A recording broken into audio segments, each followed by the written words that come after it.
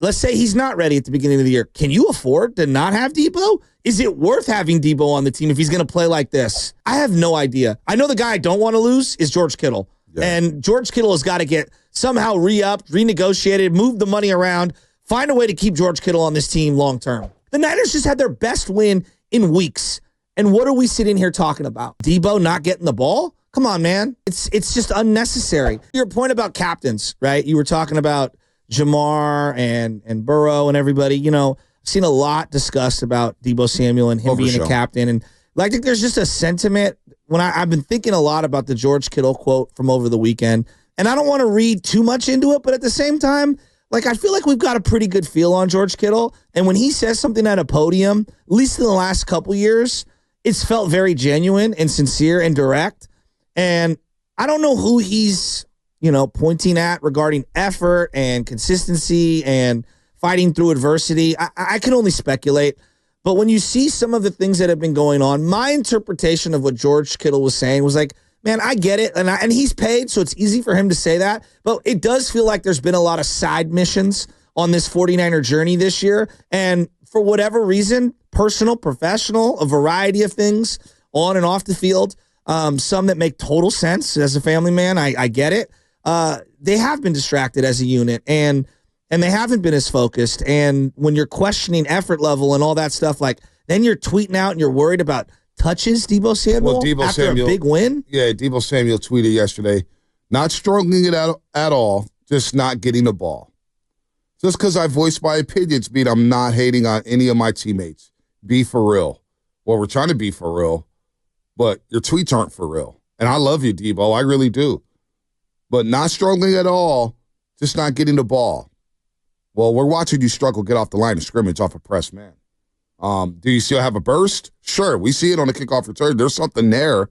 But for whatever reason, the ball's not hitting you. You're not catching it or you're not running the right route. I have no idea. But the tweet like that on the short week to create a little more drama within that locker room where you've had 85 receiving yards over the last 4 games on 11 catches. Just you don't need to, and that's coming off of, the Tampa Bay situation with Tabor Pepper. Yeah. That's coming off the Green Bay game where they get smoked 38-10, and you choose as a captain of the football team to not talk to the media. I see Fred Warner, Brock Purdy, George Kittle talk to the media every single week as a captain of the team. Now, you may not think this is a big deal, but as a leader of the team, and your team gets beat down, the press wants to talk to the captains of the team. They want to talk to the guys who are up on the pedestal who hold weight in that locker room. Well, Kittle does. Warner does. Brock Purdy does. I thought Deebo Samuel did. Trent Williams does. And for Deebo to not even talk after the Green Bay game, and then he didn't do it again after Buffalo, and that's coming off the quote with T.O., who said it on this show that he may be more worried about his pregame outfits or whatnot. It's spiraling out of control for Deebo Samuel. And this is a big deal. I'm sure the locker room will police it. But at the same time, I'm sure there's a couple guys in there giving a side eye like, really, dude? Because I'm reading this quote from Brandon Graham, who's a longtime captain of the Philadelphia Eagles. He's out for the year, and he's on 94 WIP. Oh, you have the sound? Check this out. Check this out. The person that's complaining need to be accountable. And I'm just being honest. You know what I'm saying? And he know this. I don't know the whole story, but I know that one is trying.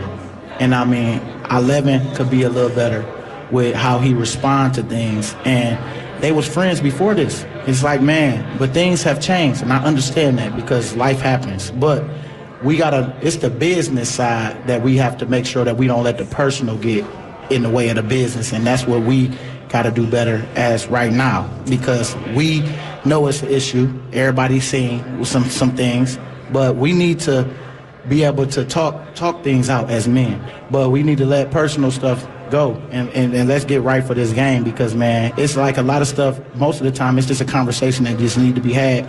But the person with the problem got to want to talk to the person other than others. Okay. That's all I'm saying. So now Brandon Graham has told ESPN that, hey, he took it a little too far with his comments about that. But what's real is real, and what you said is what you said. And what you said, because Brandon Graham's an honest guy. So I don't know what it is about the wide receiver position for many, many years where guys just need to speak out about not getting the ball and being divas or whatnot. But it's just A.J. Brown. Your Philadelphia Eagles are rolling. You get a big win against Carolina. You're going to get yours. Trust me. You're the number one target in the passing game. And then you got Deebo Samuel, who Shanahan is trying to find ways to get involved in the game plan. The run game's not working with Deebo. The jet sweeps no longer work. But, hey, I'm not struggling at all, just not getting the ball. Well, I would file both. I would file both of these under. It's just so unnecessary. You could air your grievances behind closed doors that it doesn't become public. Like, you can have a one-off with your coach. I mean, everyone knows Kyle and Deebo are close. Now, maybe they've grown apart. Who knows? I can't speak to that.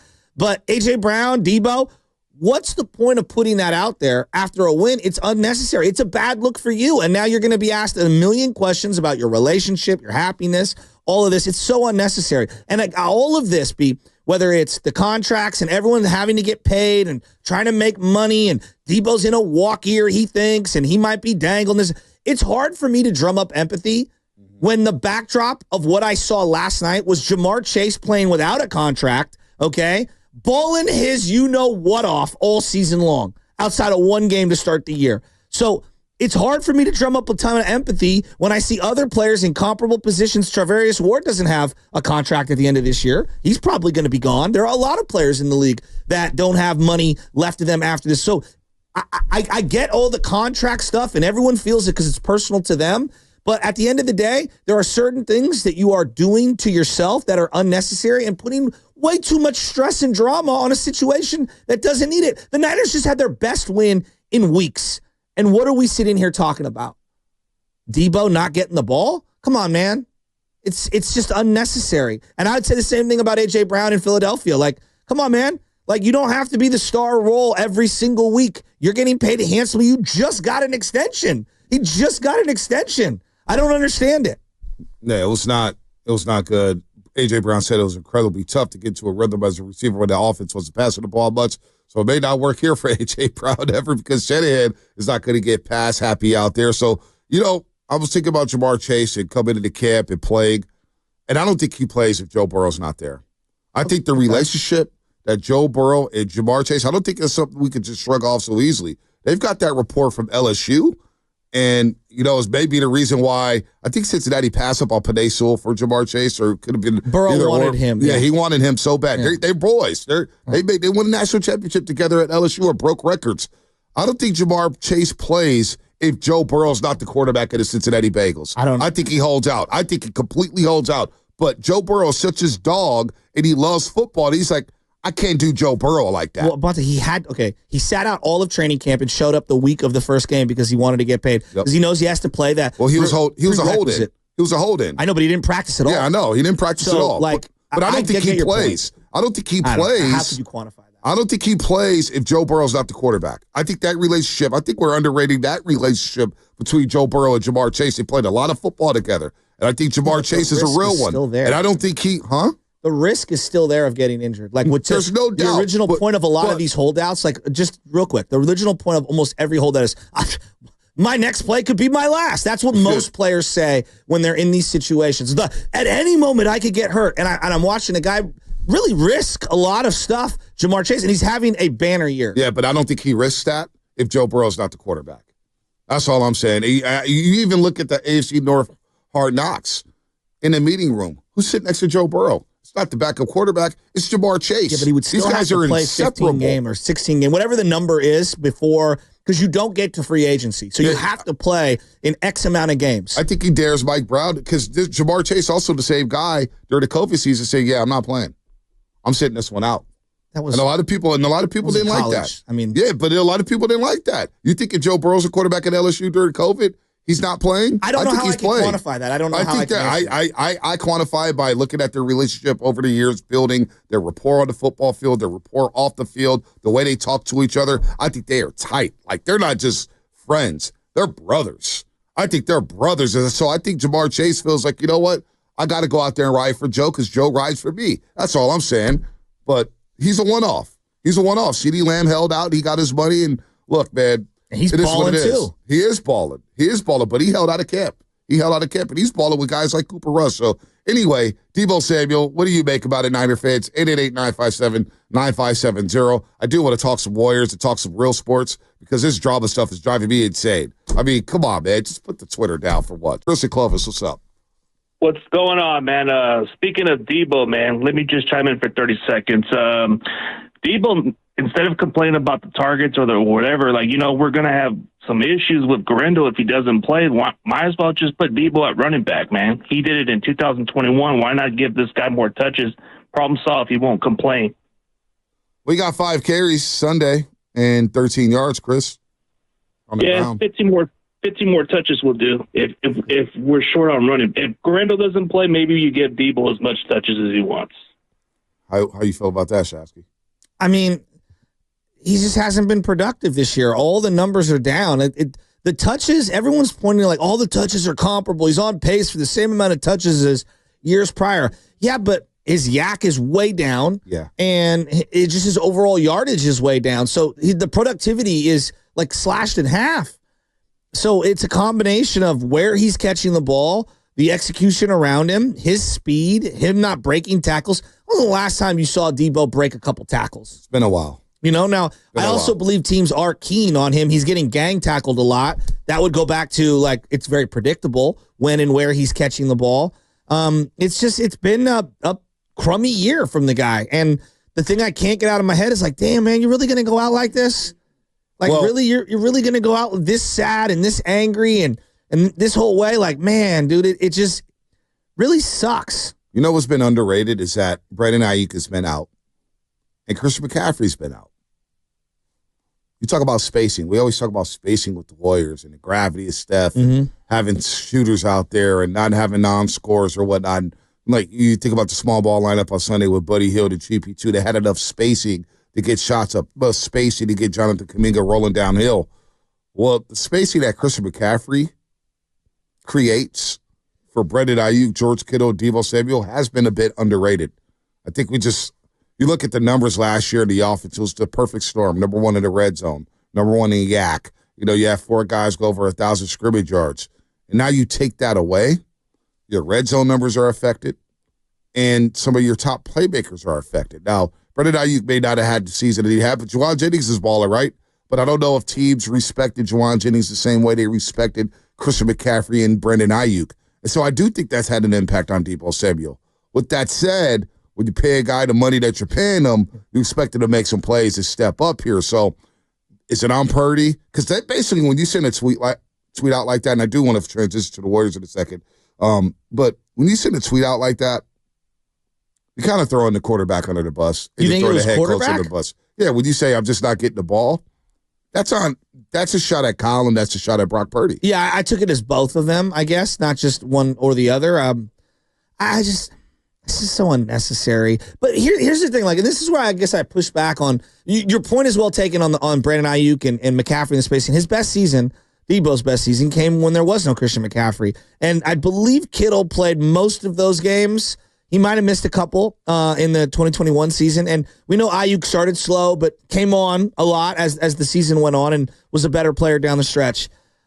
I just don't know what the excuse is this year. There are so many teams that would die to have George Kittle and the running game as efficient as the Niners have it. It doesn't matter who's back there. Feels like they're getting 4+ yards a carry, right? And so you do have some semblance of a run game. Yeah, I don't know if Juwan Jennings is getting what they call cloud coverage or bracket coverage from safeties and a guy pressing him, but he's certainly getting open and he's making plays. There are enough playmakers for Deebo to go out there and make plays. I don't understand exactly what's going on. Well, 2021's a different year, right? Because the league hadn't really seen much of the Deebo jet sweep. They saw glimpses of it in 2019. They saw glimpses of it during the COVID year, but 2021 was just an unbelievable season. But they don't really run the jet sweeps this year. Well, it's not working. It hasn't really worked. I know, but when they give him the ball, 9 times out of 10, it's been him at right. Well, in the gun runs. It's like a gun run where he comes up alongside the quarterback, and then all the passes that he gets, like 9 out of 10 are on the edges, but they're not like screens per se. Those have been wiped out. No, what I want to say, though, is when they have run the jet sweeps, and they haven't run it much because I don't think it's worked much over the last couple seasons. Teams are on that stuff, the jet sweep. I can't recall how many times people have called and said, man, stop running the jet sweep with Deebo. The league's on it. So, look, man, the Niners are, and I want to know this from Niner fans. Forget the Deebo tweets because I'm drummed out. They're 6-7 right now. I can't deal with the tweets about not getting the ball, whether I'm getting the ball. I don't. But isn't this what Kittle was talking about though? Before we go on, like isn't this kind of exactly what Kittle was saying the day before? I guess. So did you have the Kittle sound? Could you play the Kittle sound? Like, you play the Kittle sound my big takeaway from Sunday is like, where has this been all year? Like, what the hell? Well, the Bears. They haven't played the Bears all year. Well, that's how I feel.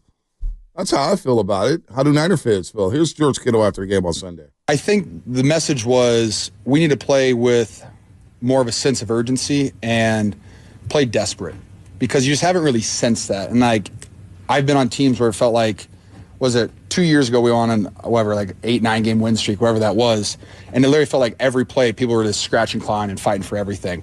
And I'm not going to call anybody out. Like, we've all like not taken a play off, but like, just not fought our hardest on every given play. And that was kind of the message, like, guys, just put it all out there, because we have the players, we have the playmakers, we have the play call, and we have everything to win games. But like, we have to do it out of desperation. And when you're playing desperate and you're playing like, hey, if we don't win this game, our season potentially is over. That desperation fuels guys in different ways, and it's just how you take that and how you channel that energy. And I thought our guys did a great job of that today. Yeah, look, he's the captain of the team. The way I received that message was that they just haven't played button-up football. And has they played desperate? I thought they played desperate in Tampa Bay. It looked like desperation to me coming off the bye week. The Dallas Cowboys game was desperation. They played like desperation especially in that third quarter when they were down. They just haven't been consistent all season long. And so I don't know if that has to do with urgency. I don't know if George Kittle's calling on a particular player or whatnot, but it is what it is. They've been inconsistent this season, and they've lacked execution on both sides of the football. They've lacked execution of special teams. That's a unit that hasn't played necessarily desperate.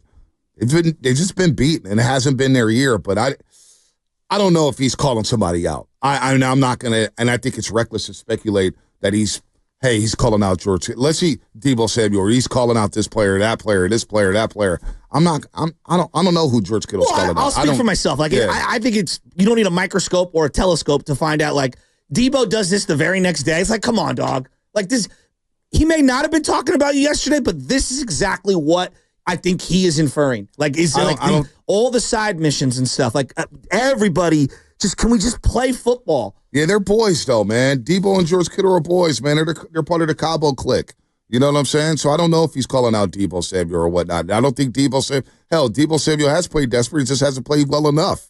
I mean, I saw a dude with urgency when he, the way he got at Tabor Pepper told me, he was like, look, it wasn't right that he did that to his teammate, but Deebo was irate that they were missing field goals. He wanted to win. That tells me that he wants it. In the snow game, and he's not the only one. He just looked like he didn't want to be out there. And I'm just going off what I'm seeing through my television. We had the big kickoff return in that game. He had the big kickoff return, and I don't know. Slowest screenplay I've ever seen in my life. It looked like the guy had tennis rackets on the bottom of his shoes. Well, the guy hasn't played in the snow much, right? He's from South Carolina. He's playing in the SEC. I don't know. He hasn't played the snow much, but I don't know who George Kittle. I'm not even gonna put words in his mouth. I don't even want to speculate that who he's calling out or what he's calling out. I think he was just sending a message to the team saying we got to play desperate, because there are a lot of guys on this team that are now in positions to help this team win, and they haven't been there before. There's a lot of newcomers on this team. You got Dominic Pooney, who's a newcomer. He hasn't been around the block. You got Malik Mustafa in the back end. He's a rookie.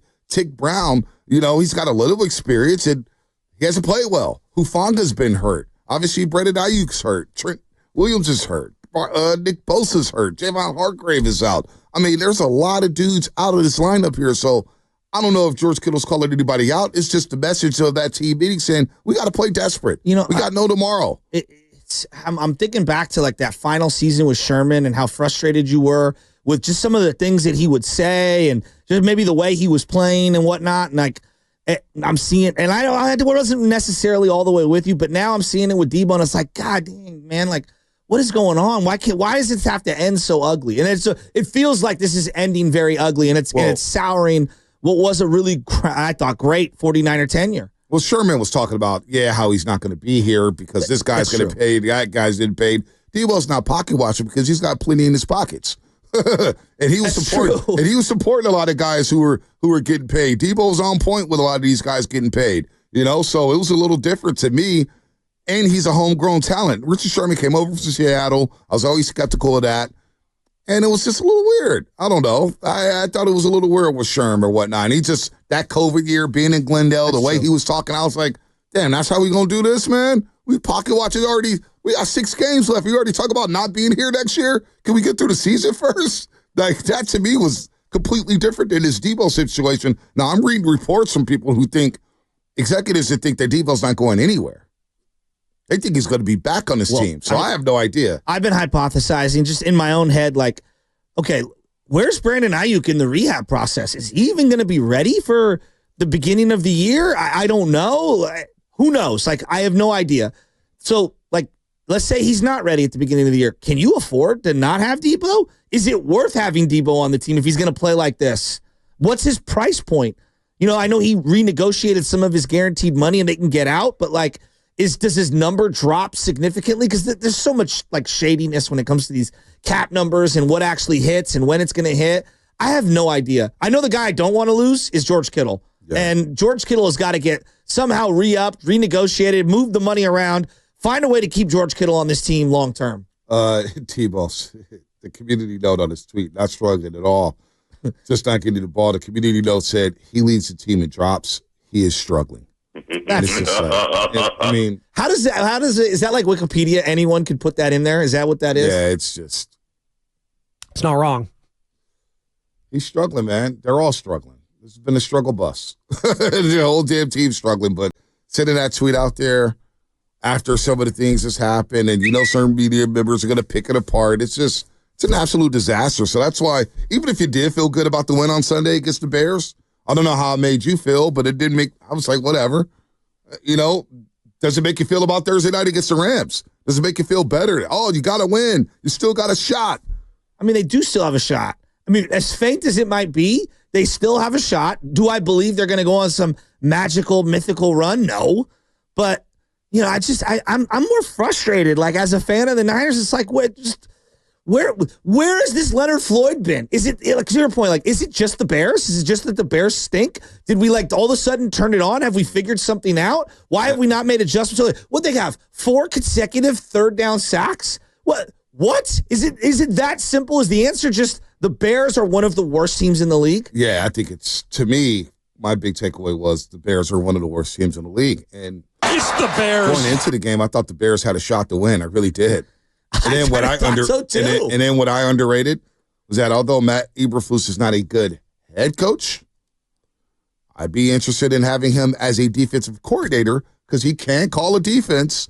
And you know what? I'm looking on the sideline saying, oh, wait, they lost their defensive signal caller. I haven't seen the second level of a defense look that confused against the 49ers in ages. I mean, it was embarrassing. Embarrassing. Now, 209 saying covered sacks on Sunday because the coverage was great. The initial pass rush wasn't there. Sure. I don't know. We got Baldy coming up at 7:30. We could ask him. About that. We'll ask him at 7:30. But to me, I was just thinking, wait, Eberflus calls their defense. Oh, wait a minute. This new D coordinator they had, I think it was Eric Anderson or something. I think his name was. I was looking above. I was just like, all right. Yeah, it makes a lot of sense. Shanahan against a guy who's filling in for Matt Eberflus calling the defense. Yes, that's a mismatch. But Matt Eberflus wants to be D coordinator of the 49ers. I'd be willing to listen, man. That guy can coach defense. He coached a great defense with the Colts, man. He can coach defense. I'm not mad at that suggestion because I think you're right. But, like, that would be 3 defensive coordinators in 3 years. Hey, I think that, or is that 4? No. D'Amico's here 2 years. Okay. Yeah. That's a lot. That's a lot of D coordinators, but I'm not mad at that suggestion. Yeah, I mean, I'm just trying to upgrade. That's all. Let's go to Richie in San Jose. Richie, what's happening? Hey, what's up, guys? Thanks for taking my call. I just wanted to make a comment about the desperation thing and how Shasky was saying, why haven't we seen this stuff all year? This year has been so frustrating for me particularly because I feel like there's been stuff on that we just haven't done that's been so obvious. Like, why have we not run any screenplays? Like, we saw it work on Sunday, and I don't know why Shanahan hasn't done that all year. And I think the whole desperation thing was the reason why Shanahan finally let go of whatever stubbornness that was holding him up. I don't know if he was just so stuck to his system and like wanting to play McCaffrey. So maybe the luck aspect bad luck in a weird way was good luck because McCaffrey wasn't there, so he couldn't use McCaffrey. But I think the desperation, Shanahan finally had to just do like maybe have some humility and like maybe made him more creative. by having to do the stuff that they should have been doing all year. That's all I'm going to say. I got a bunch of plays written down in the beginning of the game, like the first 4 drives, and it just felt like to me like he made an emphasis, Shanahan, because everyone's talking about adjusting, evolving, etc. There's a Kittle screen that was just absolutely gorgeous, designed just for George Kittle. Okay, it was absolutely gorgeous. Then they had a Kittle tunnel screen on the 3rd drive that was awesome. Then they went right back to George Kittle again on a short one. And then later on in the 4th drive, a play action where he's the sail route. They run it a lot, but it felt like they hadn't run it for a month or two with Kittle as the crosser. It just felt like there was an emphasis to get George Kittle specific designed 85 plays that were working and gashing him. Now, I know the defense is going to dictate a lot of that and where you are on the field and down in distance and all that. It felt like to me there was a priority to get George Kittle involved, and I agree with that. I would love to see more and more of that. Yeah, at least 8 targets a game. He only got 6. He made everyone count. 6 from 151. 6 targets, 6 catches, 151 for George Kittle. What a game. I mean, I would like to see more targets for George Kittle. I mean, we discussed this at the Super Bowl. We discussed it in Super Bowl 54, Las Vegas. I mean, it goes on and on and on. As that segment was sponsored by Go to State Lumber, serving the Bay Area for 3 generations. When you succeed, we succeed. Visit GoToStateLumber.com. As you are listening to 95.7 The Game, KGMZ FM and AC1 San Francisco, and Odyssey Sports Station, always live on the free Odyssey app. So, 888-957-9570. We do have Warrior news. A lot going on with the Go to State Warriors. I can't wait to talk some basketball. The Sunday's win make you feel better about the season? Niner fans. Did it make you feel better? The win on Sunday? Because it doesn't feel like, I know in Boston, they talked to me after the game because if I was listening to you, I would have cut it off because you weren't happy about the win. You just didn't care. It's like, it's the Bears. The season feels like it's over. Well, not every win is going to feel the same. Right. We agree on that. And not that the season's over. It's just, it feels too little too late. Right. I think, and that's where I go back to being frustrated. More than anything, that game made me angry. It made me angry that we haven't channeled more of that throughout the year. It made me angry that we didn't get more George Kittle. It made me angry we didn't see more Garendo earlier on in the season. I know injuries play into that. It made me angry that like Juwan Jennings did get hurt and missed all that time. I was just more angry and frustrated. I can't believe that win made me that frustrated. A win made him angry. Shasky, he's angry. Because I'm like, where's that been? Like, where has that been? Right. And I know the easy retort is, Joe, the Bears are just that bad. And I'm like, all right, I hear you. But if I would have told my earlier version of myself on August 10th, hey, by December 10th, the Niners will be in 4th place in the NFC West, I'd be like, what happened? Everyone must be hurt. And it's like, well, no, you still got George Kittle. Purdy missed 1 game, but he's still out there. You know, you're still getting over 4 yards of carry from whoever's running the rock. Juwan Jennings is actually having a career year. Yeah. It's like, well, something good might be happening. Yeah. But, Bosa's not there and CMC's not there. I don't know. It's just, I do believe that the one thing that we have not talked enough about, and you reference it, the Aiyuk injury has been massive. And I think a lot of the hidden yardage that other people get has been accumulated because he's out there dictating certain looks from that secondary and opening things up for others. We haven't talked enough about it. Yeah, I was just like, ho-hum. This was the first time all season. Usually when the Niners game comes on, I enlarge the screen. It's Niners on the big screen, and it's Sunday Ticket on the laptop or whatnot, or on my phone. I just went quad box all day because I was like, it's the Bears. And I'm watching the Niners, but it's the Bears. I want to see what Buffalo and the Rams are doing. I want to see Josh Allen and Matt Stafford. And now, look, this is a division game on Thursday. It's going to be a tight game, I believe. I really do. After the win of the year for the Rams, maybe? Yeah, I think it's going to be a tight game. Division games are different. The Rams have not been able to win up here at Levi Stadium in quite some time. I know they're desperate for a win to stay in that race. And they feel like, hey, we beat this team without Puka Nacua and Cooper Kupp. Tutu Atwell. At the same time. He destroyed us. Now, contrast that to the 49ers, and you look at their sideline, and they're saying, well, we blew one to the Rams. We should have won that game if we didn't have Deebo. And did George Kittle was out in that game, too. Yeah, Jennings had the monster game in that one. And they got Blake Corum going. They got Kyron is really humming right now. Like, the Rams' offense is a juggernaut, but they're coming off a huge emotional win. Look, to get me excited about the Niners again for this season, win on Thursday. Then I'll pull up my chair and say, okay, all right, We'll see what happens in Miami afterwards. But right now, you got to show me. I think a lot of fans feel that way. All right. I don't think you're alone in that. All right, call it out, Deebo, and wide receivers complaining about targets. Here it is. These receivers that do this, I'm taking a shot here at Deebo, but honestly, nobody wins the Super Bowl because of the receivers. Nobody. They help you, but you win the game because of your quarterback and your defense. Your quarterback helps the receivers. But T.O., Randy Moss, I mean, you go through the list of great receivers that we've seen in this league. They don't win Super Bowls. The Eagles won a Super Bowl 7 years ago. They didn't have a receiver that had 1,000 yards receiving. They didn't have a running back that had 1,000 yards, but they were a great team. So you winning 24-0 for the first time. You got a lead last week, and you couldn't win a game for a month. Just take the win. Take the win. Thursday night, national TV. You got the Rams. They beat you earlier this year. Go do something to help win the game against the Rams. Throw a block for Garendo that springs them. Just do the little things. The ball will come your way. I think a lot of Niner fans are hearing that, and they're like, yeah, 100%. We haven't won in however many weeks. We're explosive, and I want everyone to ball out every single week, but that game was in hand. We had all the Brandon Allen came into that game with 8 minutes to go. We went all rooks and all random backups at the end. Why are we coming out of a game we finally won and we looked awesome and we're worried about who's touching it and where we're getting come on, guys. The season's falling away here. Season's already gone. So let's be real. Does anybody out there really believe? Hope, though. Does anybody that's where I want to get to. Does anybody really believe that this team has a shot to make the playoffs? I feel like the season is shot. I do. You got Miami, you got Detroit, you got Arizona. With the way the season is played out and everything, it just feels like a lost year. The Opens have been there staring at us in the face, starting in training camp. Should have known it the minute Chris McCaffrey came up with a calf injury. Hell, the first practice we see Isaac Garendo pop his hamstring. Elijah Mitchell doesn't even get on the field. What? I would love to hear 888-957-9570 from Niner fans who truly believe that they could spark a rally and get into the playoffs. Now, those guys in the locker room believe. They don't believe they're dead. Kyle Shanahan doesn't believe they're dead.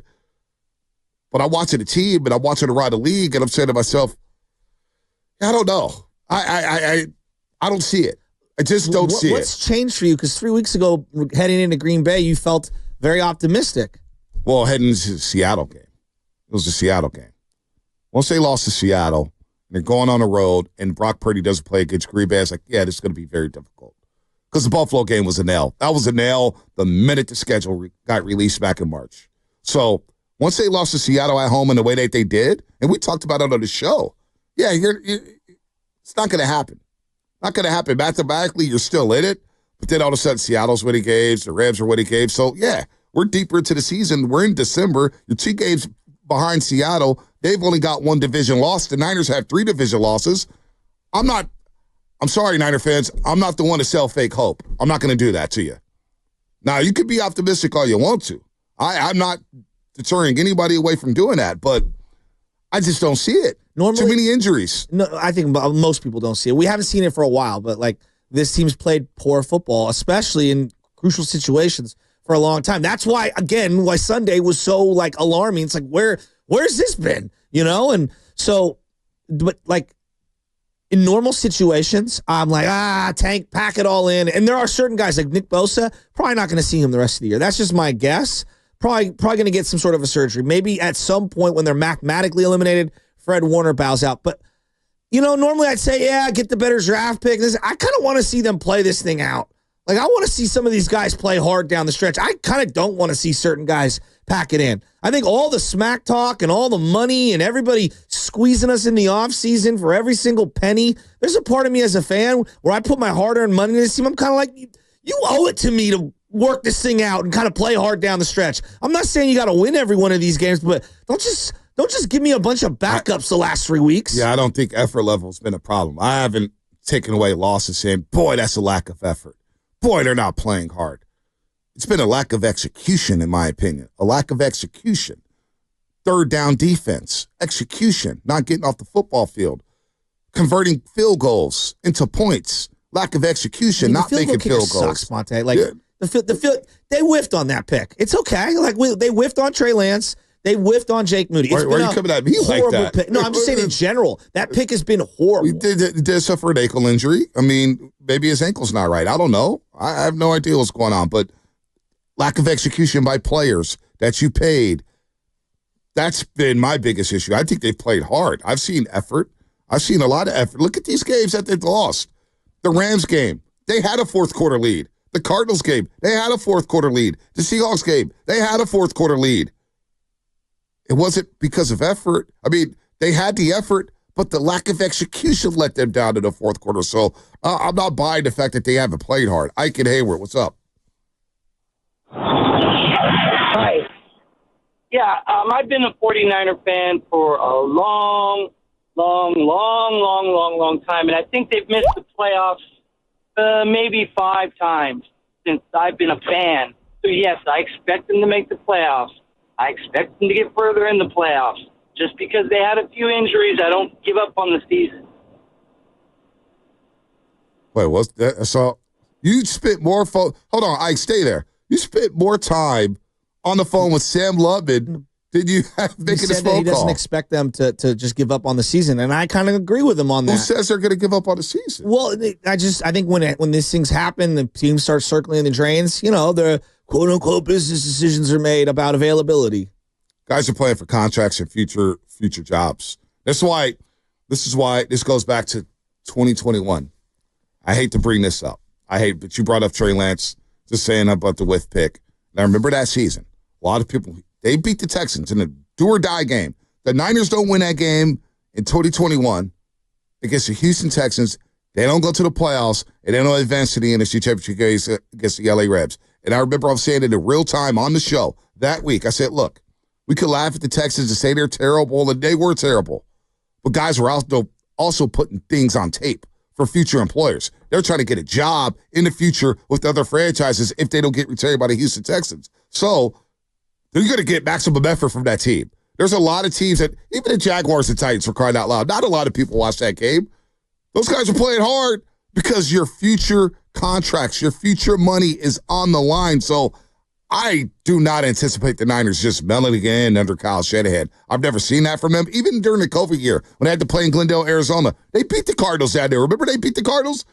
They played their asses off. They lost to Washington that year, but they played hard. I never questioned the effort of a Kyle Shanahan-led team. But I think where I'm now illuminated is that George Kittle was the one questioning, not Joe Shasky, not Rob and Sam Bruno or whoever who calls in, like not someone on the internet, like the one of the primary players on this team. I just think it's just a player at a podium. You know how many times Steph Curry has walked up to a podium and said, yeah, we need to play with more urgency, blah, blah, blah. It's not an indictment on the team not playing hard. It's just we need to play desperate. That's the same thing I got from George Kittle. I actually think this quote is being blown out of proportion here. Here's George Kittle on the team finally playing with desperation.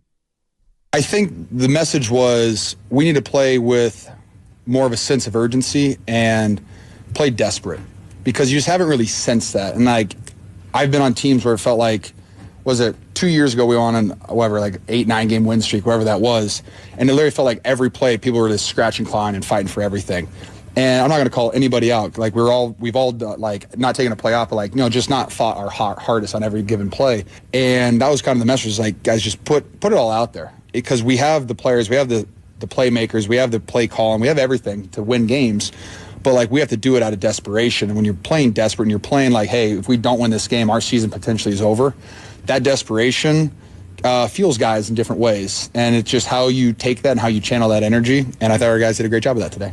So, to me, the way I interpret it, and I could be completely off here, but sitting in a lot of pressers in my life, I've heard that message before. Yeah, we got to play with desperation. We got, we're not playing with much desperation. We're not playing with urgency. We're not doing. And I don't buy that. I think the Niners did play hard. They just got their asses kicked in Buffalo and Green Bay. They just got beat by better teams. Yeah, I don't know. When I see George Kittle the week before complaining about the touches that he gets, the amount of routes that he's running, I don't know. I think you're getting a candid version of Kittle these last couple of weeks, and I think his leadership is emerging. Those are two different things, though. He's saying I need to be involved more in the offense. When has he ever said that? Well, he's probably kind of alluded to it. It's like, I'm running blocking, blah, blah, blah. So he's right, though. Especially without Aiyuk and without Chris McCaffrey, he should be seeing 10 targets. I don't know if this is true or not, but wow. Ali Connolly, he's a newsletter at Read Optional and a writer at The Guardian, saying that Bill Belichick has agreed to become the next UNC head coach. Belichick handed the school a 400-page organizational Bible with structure, payment plans, staffing choices, decisions on whether to commit with UNC. He's expecting another decision within 24 hours. Ooh, and this comes on the heels of 105.3 The Fan in Dallas interviewing Jerry Jones this morning, and Jerry Jones hyping up Bill Belichick. It's been all over ESPN. I think that if I'm Belichick, I'd wait out on that UNC thing and just take a look at what's going on with the Cowboys.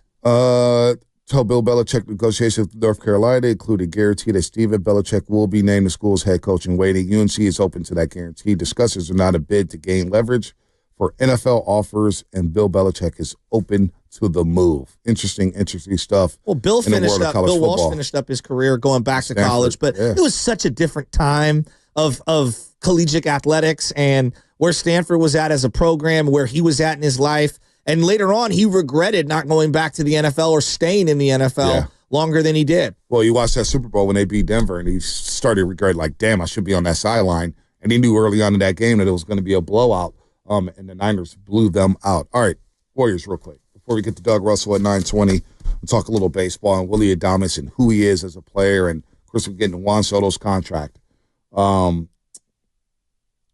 Interesting stuff Friday night with the Golden State Warriors is Jonathan Kuminga got to start. Draymond Green came off the bench. Now, Draymond Green ended up starting on Sunday. Andrew Wiggins was out. So if Andrew Wiggins is healthy, very eager to see what the lineup will look like moving forward. But there's been 13 different starting lineups with the Golden State Warriors. However, Draymond Green's postgame was very interesting. As Steph Curry touched on it, Steve Kerr touched on it, about J.K. and passing the torch to Jonathan Kuminga. So I'll start off with Draymond Green. This is after the loss Friday night, which the Warriors scored a season low, 90 points. They committed a season high, 22 turnovers in that game. But after the game was about J.K., who struggled at that start. He balled out on Sunday. I think overall had a great week. His Draymond Green on the J.K. conundrum is what I'll call it, the Jonathan Kuminga conundrum. Yeah, for sure. I mean, I'm sure I'll close most halves. But not starting is not starting, you know? You're taking on a different role. And so, I don't necessarily look at it as like this demotion. You know, I'm a starter in the NBA. I know that, So I don't look at it like that. But, if it's something to try to help this team win, I'm always going to be for it, I hate losing. So if you got something that's going to help us win, you're not going to get an argument from me. And as I've always said, I care about this organization. And I know a lot of people in this organization, including myself, think he's next. And so if he's next, at some point we got to see it. And for him to do that, he needs the opportunity. And like I said, if the opportunity falls on you, being me, then that's what it is, and you got to figure it out. And so he's earned the right to get that opportunity. And when I come back here in 10 years and I'm even more great than I am now, I want to see this franchise thrive in.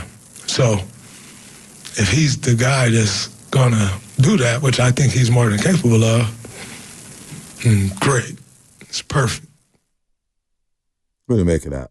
Well, which part? Because it was like the beginning was hilarious to me. There's this cachet was starting. And this is like the most obvious thing in the world. Like I'm a starter in the NBA. I know that. Like, of course, there's a currency. Like in terms of NBA players, there is value to being perceived, known, being a starter. Like that is, and I don't diminish, the closing lineups and things like that because which is equally important to Draymond Green. But you could tell like we better be winning. Because I view myself as a starter, right? And then he's going on and on about Kuminga, and it does feel like they're reaching a point. I don't know if we're necessarily there yet, but there will be some sort of a metaphoric or actual lineup changing of the guard at some point. And Kuminga getting more opportunities at the 4, playing at the expense of other players who mean maybe more to the overall Wikipedia page of the Golden State Warriors. Like, there's going to be a point in time where that torch will be fully passed, and I feel like we're in the process of seeing it handed. We're just not 100% there yet. Not there yet, but it's very interesting as we got trade rumors swirling all today from Shams Charania about Jimmy Butler having Golden State on his list of destinations. Cam Johnson, Dennis Schroeder, Dorian Finney-Smith in Brooklyn. They're on the market with the Brooklyn Nets, and apparently the Warriors are interested in them. So it's very interesting. Here's what Steph said about whether or not he was consulted about J.K. moving to the starting lineup. Same process with all type of decisions. You give your input. Like I said to Jeannie's question, it's about the culture and the commitment of how we do things. Like, I've come off the bench plenty of times. Draymond's come off the bench. Wiggs, JK, like everybody's been in that situation where we're trying to figure it out. So who knows how long it'll last? Who knows if it's 1 game, 5, who knows? You know, every day is us trying to figure it out, especially when you're in a situation we've been in where we start 12-3 and been on a big slide. We got to be all in on that. And then oncoming is starting. Here's what Curry said about that. For us to be good, you saw it in the Houston game. You've seen flashes. We need him to be the best version of himself. We have to be able to figure out whether it's play calls, whether it's certain rotation or lineup combinations, what can unlock his ability to get downhill, put pressure on the basket, demand attention from the defense. And he's a big weapon for us. So, yeah. And especially the way the early season's gone, games that we've handed away after big leads, tough scoring nights like tonight, you got to... The challenge of this team, we're a different team than we've been the last 3 years, and the experimental phase of trying to unlock new looks, new go-to sets, put the ball in his hands, it's time for that for sure, because we haven't had results otherwise, so we got to lean into that, and it might not go well every night, but that's what we're trying to build. So empowering JK and maximizing him felt a little weird in this sense that, yes, sure, you want to maximize JK, but also you want to maximize winning. And does J.K. help you do that? We saw last week, I thought he had a really good game in Denver, really great game against Houston, taking over down the stretch and being the dude, taking the ball. And we heard from Steph and Dre empowering him like, yo, go get the ball, go out there and go get the ball and go to the rim and go finish with authority. And he also went 3 of 6 from the three-point line. But also, watching him Sunday, engaged in that third quarter, defending at a very high level. I thought he was special, but hearing that Steph and Dre trying to pass that torch, saying, Kuminga, we need you. Steph's dealing with the bilateral knee tendonitis. He's 36 years old. He's moving well, but he's seeing long, active defenders.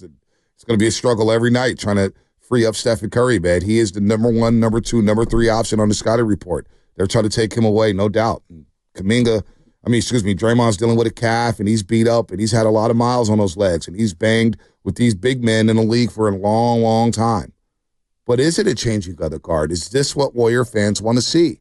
Kuminga being empowered. And do you trust that Kuminga is capable of taking this franchise into the future as the guy in this franchise? You hear from Dre, you hear from Steph. They talked to All-Stars. They talked about how good he is. But do the fans believe in JK the way Steph and Dre believes in JK? Interesting stuff there. I've waffled so, especially in the last 8 months, I've been so back and forth on this. And it feels like there has been a changing of the tide in the last couple of weeks. And I think I go to the Steph and Dre specifically. I think they're actually acknowledging their own mortality. And I'm not saying that they're done. And I'm not saying that they're saying that they're done. But you do see some of the age. Let's say I'm this hypothetical that Steph Curry at his all-time peak was at a 100 overall. What's he at now? 96? Probably. All right, and we're just spitballing here, right? He's at 96, okay? By year's end, maybe he's at 95, 94, And I think that he's realizing that, for this team, there's probably no magic bullet trade that makes them contenders, and he's the number 1 player on that team, and everything flows through him, and every single piece on that roster has to be catered to how he plays basketball. And I think there is some sort of an acknowledgement of their own mortality as they look at a younger guy who's so far away from being where they're at, but yet they can see, if he keeps going forward, it's going to make my game a little easier. And as I start to slowly tick down, okay, He'll make my game a little easier. I'll play a little better alongside of him. He'll start to elevate. His time is coming. It's not now, but his time's coming. I actually really like what I'm hearing from Dre and Steph because it's very self-aware. And I think that that's one of the things that has been missing the last couple of years. The last couple of years, it's felt like we, the vets, are being let down by the others, the rookies, the other guys, the role players. And now it's like, yeah, we need help. And that's a far cry from where we were a year and a half ago, 2 years ago, where it was all the young guys' fault. It's very interesting. And just the position of Steph and Curry, because you're right. It felt like, and I think it was more so for the fans, maybe the youngsters here. You're probably right. It was just nauseating at times, not just even thinking about it. It was unfair. It was a headache. It was just like, wow, okay. Especially because games were coming down to the wire. Your veterans are in the game down the stretch. It's like last week with Podziemski. I'm like, wait a minute. I get it. Podziemski had a terrible sequence, awful sequence, and Steve Kerr called him out. But he also didn't play the last 5 minutes, and you increased the lead. Once he left, you actually went up 8. So you got to make plays out of stretch. Again, execution. They weren't executing. Feels like the word of the day. Execute, execute, execute. Because I don't think there's a lack of effort with either the Niners or the Warriors. But when it comes to Kuminga, and I'm interested to see what Steve Kerr tries out there tomorrow because Steve Kerr's been on record saying Kuminga's a 4. Draymond Green before the season said he's a 3. Now, I think he's a mix in between. Like, I think Kuminga is just he's a player, right? Possessionless basketball. He goes out there and gets you a bucket. He gets to the free throw line. Is he a great three-point shooter? He's only shoot 31%. Sometimes when he's playing defense, if he's not on the ball, kind of like Klay Thompson back in the day, when he wasn't on the ball, he would get lost off the ball, play a weak side. So that's where JK is at defensively. Sometimes he does get lost off the ball, but when he's on the ball, holy smokes, this guy can defend. So I don't know if he's a 4, if he's a 3. I just know the guy can help you win games, and he's a bucket. When you give him the ball and you clear out the section, you get him on the mid-post, the guy gets buckets. Well, I think this is not just a Kuminga question. Like, this is also like a conundrum, excuse me. It's also Steph Curry and Draymond. We all would acknowledge, like, Steph's a very unique player to play alongside, both on offensive side and the defensive side. And I think the fair other counterpoint is that so is Draymond. Draymond's kind of a tweener. That's kind of what he came into the league as. People didn't know if he was a 3 or a 4. Well, really now the question is he more of a 4 or 5, right? If you play him at the 5, that comes with certain shortcomings because of the wear and tear, and he's not going to be able to match up with every 7-footer the same way. If you play him at the 4, who you play him alongside really matters in terms of spacing and fit on both ends. So, like, part of the conundrum with Kuminga is made a little more difficult because of Draymond specifically and Steph specifically. And, like, I think that's kind of baked into the whole Kuminga equation. And I just think it's really hard. It's hard to find the right pieces that fit alongside those 3 players. Steve Kerr's trying to find the right formula here. He's trying to find the right formula without DeAnthony Melton. Now, the trade rumor, and I would love to hear from Warrior fans at 888-957-9570, Sean Sharania this morning saying the Warriors have interest in the Nets trio. The Nets have received trade interest in around forwards Cam Johnson, Dorian Finney-Smith, and guard Dennis Schroeder, who we just saw a couple weeks ago when Brooklyn put it on the Warriors. They went on that monster run, hit a bunch of threes. They hit 19 threes in that game, 23? Yeah. Oh, my Lord. They beat Sacramento over the Warriors, and then Phoenix had a hell of a week. But Brooklyn, they've got a lot of cap room. $60+ million in salary cap space next summer, 12 first-round picks, 11 second-round picks. And, look, they're obviously rebuilding for the future. They traded Mikal Bridges in the offseason to the New York Knicks. Warriors are among the teams that have expressed interest in those 3 players.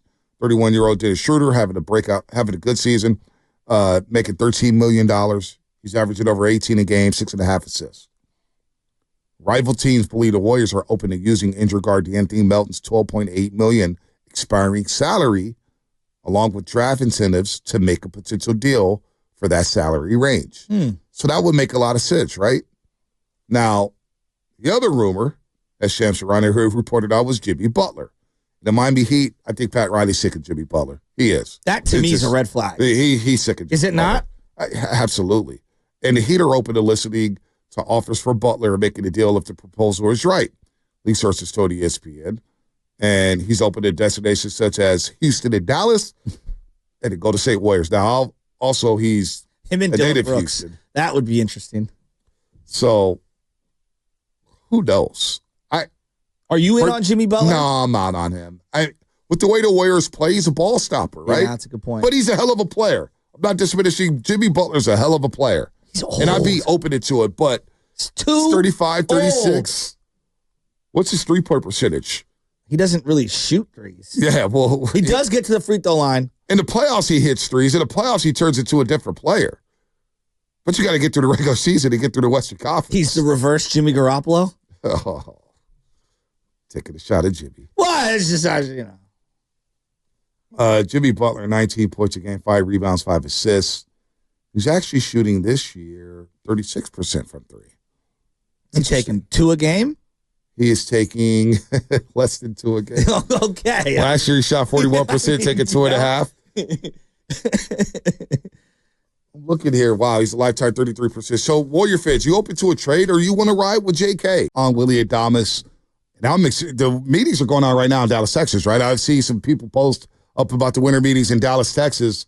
What will the Giants do next? Is Corbin Burns on your wish list? I would go with Corbin Burns. I mean, I wanted Blake Snell. I understand why they didn't, and I understand why he wouldn't want to. Like, it makes a lot of sense. But, like, I think if you got Corbin Burns, even if you overpaid for a 4 or 5 year deal, I would do it. I absolutely would. I think he's an absolute stud. Having him and Logan Webb at the top of your rotation would be outstanding. Knowing that the last 2 years might not be great. They just might not be. But I would bring him in. And it takes so much less pressure for guys like Birdsong and Harrison and Keaton Wynn or whoever you want to put into the rotation. I know Roop is a guy that they're really high on. Tristan Beck is another guy. You got to have like 7 or 8 starters ready to go in the bigs now. And I look at it now, it says Logan Webb, and I don't know where Jordan Hicks figures into this. I think he's back into the bullpen.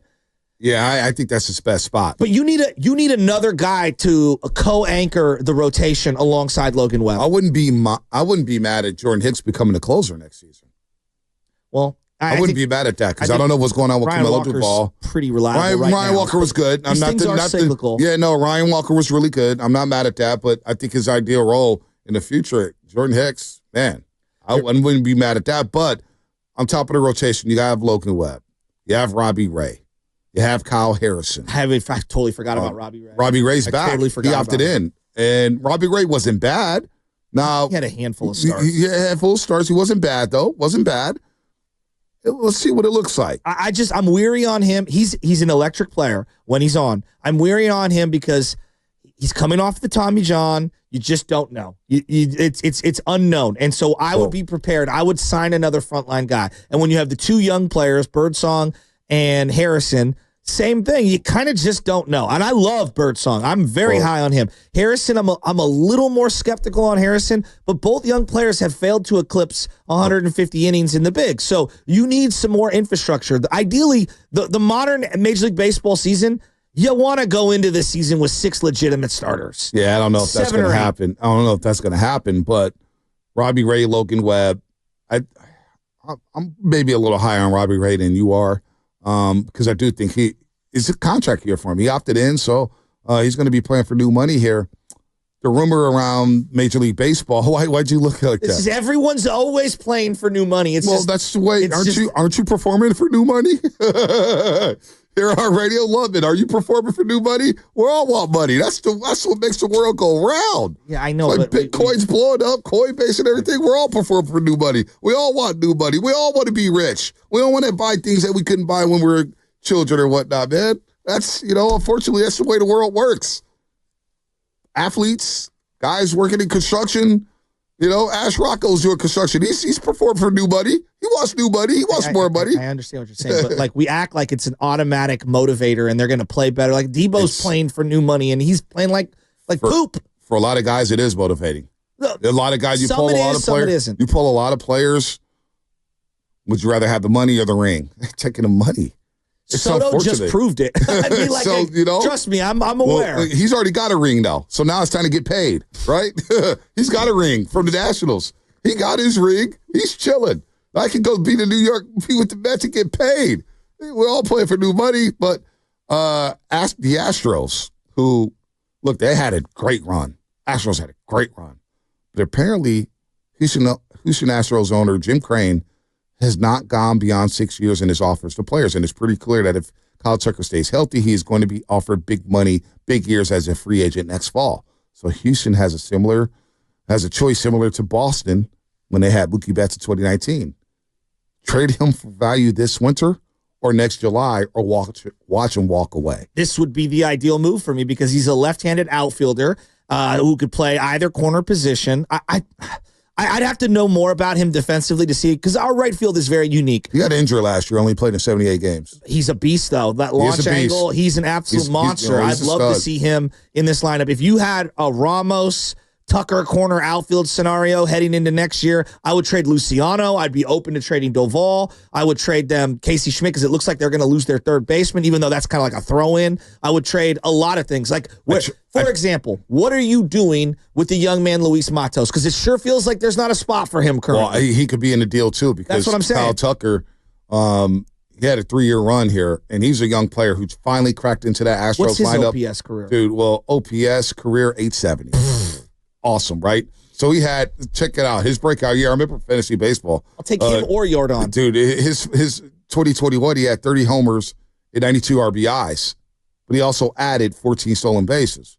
2022, you're looking at 30 home runs, 107 RBIs, and 25 stolen bases. In 2023, you're looking at 29 home runs, 112 RBIs, and 30 stolen bases. So he was a home run shy of 30-30. Kyle Tucker's a hell of a player.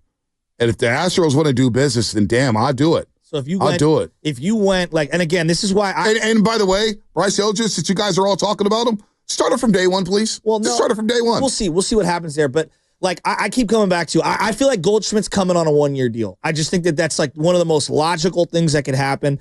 You got him at first base, teaching a Bryce Eldridge how to play the game. One of them is DHing, the other one's playing first base on any given day.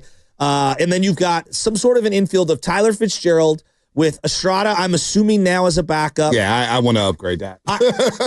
He's a backup. Yeah, I want to upgrade that. I'm thinking it's Fitzgerald at second. Right. I think they're going to give Fitzgerald a long run at second base, and I want to see it. You got Chapman at third. You got, obviously, the new signing, Willie Adames at shortstop. I love Patrick Bailey behind the plate, but you probably need another backup catcher. And then your outfield with Jung-Hoo Lee, we'll see, Mike Yastrzemski, and Ramos. If you could get one more outfielder, a legit, and that's why I like the Mike Trout deal, I would all in on Tucker. Yeah, I'm not doing that. All in on Tucker. I'd rather trade for Tucker. I would too, but Mike Trout's still like, you want a prospect or two? I'm not selling the farm for Mike Trout. Well, you're money. taking on the contract. Yeah, I'm not. The one thing the Giants have at their disposal is money, right? And so they need to be able to flex their financial muscle here, and you have prospects. So like Wizen Hunt's in the system right now. Trade the left-handed starter. Trade him. You've got obviously a lot of other random starters that, Tristan Beck and the Roots. Trade him. Yeah, sure. It's easy to say. Matos, Luciano, Camilo Duvall to me is someone that I think is desirable. Trade him. You see what's going on in L.A.? You see what's going on in San Diego? I think LA's going. You see what's going on? You see what's going on in Arizona? Trade him. I like what the Giants have done this offseason. Well, they just keep plugging away. Wait, how many moves have they made this offseason? Well, think about this. Wait, how many moves have they made? Honestly. They re-signed Matt Chapman. That was the start of racing. So you got a third baseman for the next 6 years at minimum. Then you've got your shortstop of the future and the current. Willie Adames. Yeah, a guy who's also locked in for 7 years. You've carved out a role because you allowed Conforto to go for Ramos. So there's no question. All right. Ramos is playing every single day, okay? Obviously, Bryce Eldridge is in the fold somewhere. I don't know where. You're moved Tyler Fitzgerald from shortstop, which I didn't think he was a shortstop, to second base. I don't even know if he's a second baseman. Well, we'll see. The way he was moving. I want to upgrade that spot real quick. He hit for a lot of power last year. Yeah, no doubt. He was really good. Morning Jits, question to Bonta. Hey, now that we can look back at the Giants, do you regret not moving Blake Snell for a top prospect or two? See, I don't think the Giants were going to get a top prospect for Blake Snell. Well, I would have taken anything over nothing. But at the same time, I would have rather keep Blake Snell because the Giants told us they were going for it. Their actions showed us they weren't going for it. So, look, Farhan Zaidi botched that situation. No, that was the wrong move. It's okay. No, it wasn't. It wasn't. Because the wrong move was not committing to one side or the other. The wrong move was not committed to buying or selling. They said they were buying, and then they sold off a couple parts and said, oh, we got the best rotation of baseball. It was bad execution. Again, word of the day, execution. That's the word of the day. We should do that every day, word of the day, or word of the day. I'll go to my dying graves thinking that they should have traded Blake Snell. He was the most coveted starting pitcher on the market. Were you going to get a single A prospect to have him in Arizona for nothing? I mean, come on. No, but this is called asset allocation. When you give up a second-round pick to sign a guy on a one-year deal and you have inclinations that he's not going to sign with you, you owe it to your organization to get something for him when you were mathematically eliminated with a month to go. Well, you owe it to the fan base and you owe it to your team to go all in if you're going to keep Blake Snell. And they said they went all in, yet they didn't go all in. So it was bad business by Farhan Zaidi, and that's why he's gone.